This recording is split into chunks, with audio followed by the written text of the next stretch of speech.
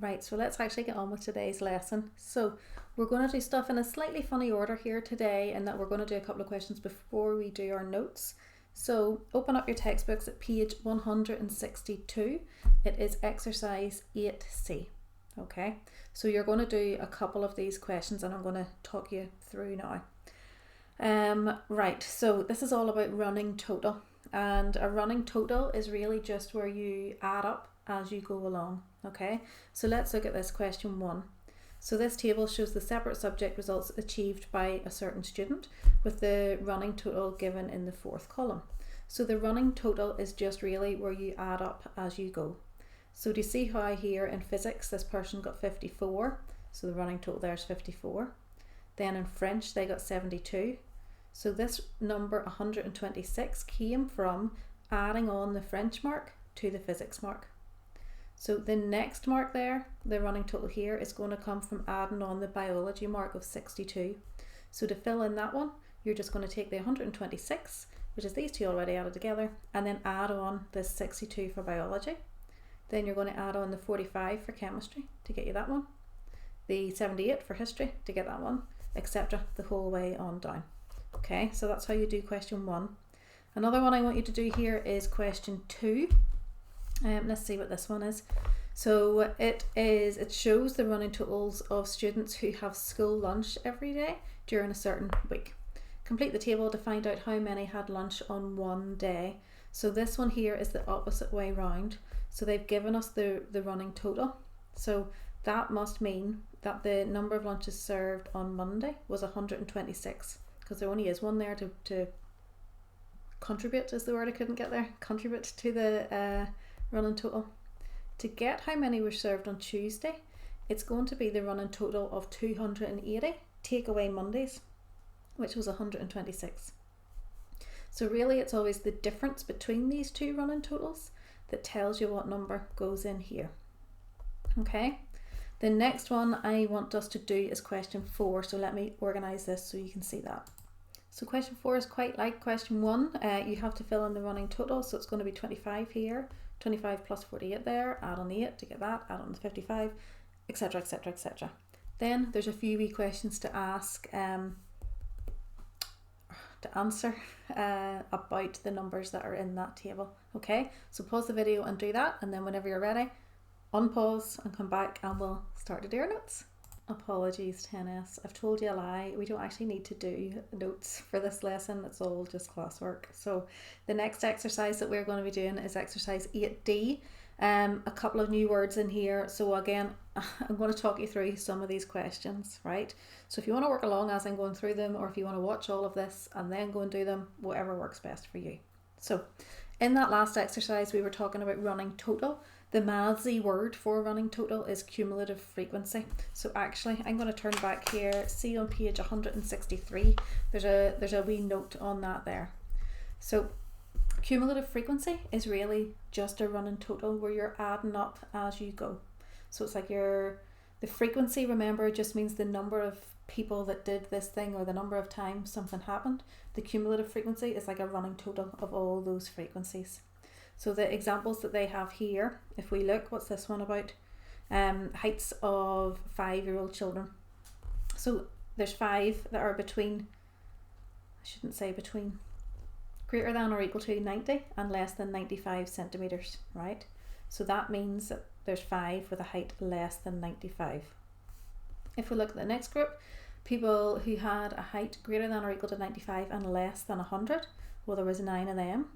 So that means with a height of less than 100, we've got this 9, plus we have the 5 that were underneath 95. So our cumulative frequency there, or our running total, would be 14. So you can look at the rest of that to get the number of children whose height was less than 105, it's going to be all 3 of these ones added up. To get however many are less than 115 centimetres, it's going to be all of these adding up. But you don't have to literally type these in all the time. You can always just take your previous cumulative frequency and add on the new one. And that's what they're showing you in that wee one there. Okay, so let's get back to the actual questions. So in exercise 8D, question 1, the first question What's this one about? I haven't even read it. Number of goals scored by home sides in the Football League, right? So there was 3 scored 0, there was 8 scored 1. So less than or equal to 1 is going to be these 8 plus this 3. So that's where that 11 has come from. In the next one, with a score of less than or equal to 2, it's going to be this 11 plus this 4, so that'll be 15. So you keep on doing that the whole way down. Then in all of these questions, there's little questions like this, and they get a wee bit sneakier as it goes on. So in how many matches were 3 or more goals scored by the home side? So that's going to be, let's say 3 or more will be all of those added up. So think carefully all the time whether you include the number that's mentioned, just the way the question's worded. Yeah, just read it carefully because you can get caught out. I get caught out by these all the time. You'll not be surprised to hear. Question 2, I'm going to have a wee read at this, see if there's anything awkward, right?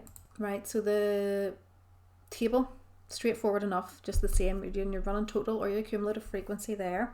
But then you can see this in your book, right? But there's A, B, C, D and E in this. For D, can you say how many students scored 75 and explain your answer? So that's one of those ones where we don't have the raw data. We know that there's 15, and spoiler, I'm giving you some of these answers here. We know that there's 15 students got between 71 and 80, but we don't know how many of them got 75, right? We can just have a wee bit of a guess. And then let me read E. If you were asked to give the number of students who scored less than 55, what difficulties would you have in providing this answer? Well, that's going to be similar. We can easily say how many got less than 50. Because it'll be this number here, or equal to. We can easily say how many were less than or equal to 60. It'll be whatever this number is. 55, we don't know. We could hazard a guess at halfway between those two numbers there, but we don't know for sure because, where am I? All these 43, they might all have been 51 or 52. They may all have been 57 or 58 or 59. Do you know what I mean? But we can guess that it's roughly spread out. Okay, let's go number 3. Right, this one's a sideways table but works still the same. I don't think there's anything I really need to talk to you about there. Question 4 I think always catches some people out. So let's see, the frequency here was 77, so your cumulative frequency here is going to be 77, and then there was 124 from 6 to 10. So if you add that on, that'll give you that one. But then do you see here this one's missing? It'll be the difference between this number and this number that'll give you that, because this number has been added on to this one to get that. Hopefully these words are making sense to you.